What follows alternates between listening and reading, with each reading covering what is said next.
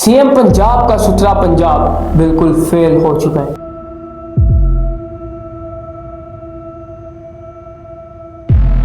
ऐसा मैं नहीं कह रहा, ऐसा कह रही है लाहौर की गलियां पिछले 2 से 3 दिनों से, क्योंकि पिछले 2 से 3 दिनों में इतनी बारिशें हुई कि लाहौर की सड़कों और गलियों में इतना पानी खड़ा हो गया कि लोग वहां से गुजर नहीं सकते। ऐसा लग रहा है कि लाहौर में सैलाब आ गया। ये सिर्फ हाल लाहौर का नहीं है, गुजरावाला में भी ऐसे ही हाल है, बल्कि पूरे पंजाब में ऐसा ही हाल है कि लोग सड़कों पर निकल नहीं रहे, कि सड़कों पर इतना पानी खड़ा है कि गाड़ियों के अंदर पानी आ रहा है, बाइक वाले से बाइक चलाई नहीं जा रही। इतना पानी लाहौर की, गुजरावाला की, मतलब के पूरे पंजाब की गलियों में खड़ा है। लेकिन मानसून से पहले हमारी गवर्नमेंट का ये कहना था कि हमने मानसून के लिए काफ़ी तैयारियां की हुई हैं, हम लाहौर को, पंजाब को बिल्कुल क्लीन रखेंगे इन बारिशों के दिनों में, लेकिन ऐसा हमें नज़र नहीं आ रहा। मैं अपने से कोई बात नहीं बता रहा, आप ये वीडियो देखें जो मेरे साइड पर चल रही है।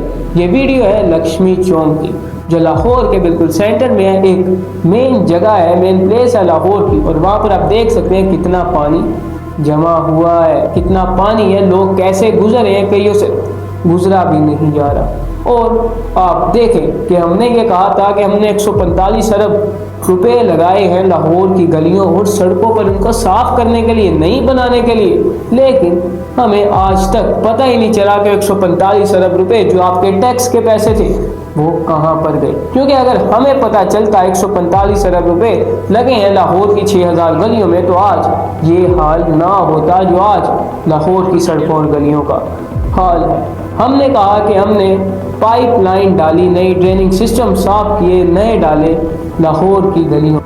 अब आप ये देखें, ये वीडियो है शादरा की। जब आप रावी क्रॉस करते हैं तो आपको पता है कि गवर्नमेंट की जानिब से वहाँ पर कितना अच्छा फ्लाईओवर बनाया गया है। शादरा मोड़ पर काफ़ी चीज़ें बनाई गई हैं, पार्क बनाया गया है, फ्लाईओवर बनाया गया है, लेकिन फ्लाईओवर के साथ जो आपने पाइपलाइन डाली, आपने वो रोड आज तक नहीं बनाया। पाइपलाइन तो डाल दी, ड्रेनिंग सिस्टम सारा कुछ आपने सीधा कर दिया, लेकिन आप देख सकते हैं कि वो काम करने के बाद भी इस रोड का कैसा हाल है। आप देख सकते हैं कि किस तरह ये रोड बनाया गया था, सिर्फ यहाँ पर मिट्टी डालकर हमारे गवर्नमेंट के वर्कर्स, हमारे कंस्ट्रक्शन ख़त्म हो गई थी कि हमने ये रोड भी बना दिया। आपको मैं बताता चलूँ, ये एक अंडरपास है, अंडरपास के दोनों तरफ कुछ सोसाइटीज़ हैं, ये आपस में मिलती हैं सिर्फ इस अंडरपास की वजह से। अगर यहाँ से कोई बड़ी गाड़ी गुजरे तो आप देख सकते हैं कैसे खड्डा बना हुआ है, गटर बिल्कुल खुल ही गया है, यहाँ पर वो फंस सकती है। तो हमें चाहिए कि ऐसे काम भी सीधे करें जिनकी वजह से हमें मुश्किलात का सामना करना पड़ रहा है। कहा जाता है कि जब आप पाइपलाइन डालें तो उसके नीचे फर्श डाला जाता है कि आप इसके ऊपर जितना मर्जी वजन डालें, आपकी मिट्टी नीचे ना धंसे।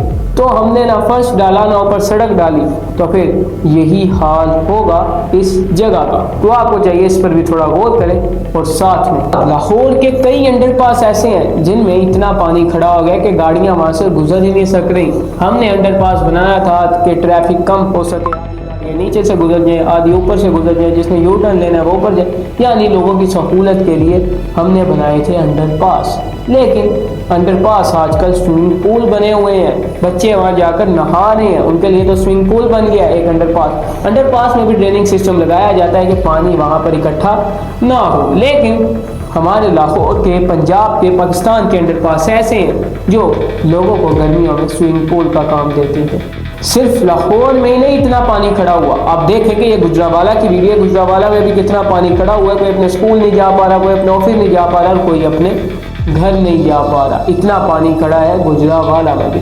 ये सिर्फ पंजाब का भी हाल नहीं है, पूरे पाकिस्तान में भी यही हाल है कि हर जगह पर पानी खड़ा हुआ है मानसून की बारिशों की वजह से। और कहा जाए कि तकरीबन 24 यानी 24 तारीख तक बारिशों का स्पेल रहेगा। यह भी मानसून का दूसरा स्पेल है, अभी काफ़ी स्पेल्स बाकी हैं, तो हमें चाहिए कि अभी भी एहतियाती तदबीर कर लें, हम अभी भी कुछ प्रिपरेशंस कर लें कि हमें आगे कैसे बचना है इस पानी से और इस बारिश से। तो मुझे अगली वीडियो तक के लिए इजाज़त दीजिए। इसमें आपको मैंने बताया कि शादरा में कैसे फ्लाईओवर बना दिया गया, कैसे सड़क नहीं बना दी गई, लेकिन फिर भी आप देख सकते हैं कि हमारा जो अंडरपास था उसकी ज़मीन कैसे नीचे धंस गई है। तो इसके लिए मैं कहूँगा कि ऐसे काम हमें सही करने चाहिए और मुझे इजाज़त देनी चाहिए। अस्सलाम।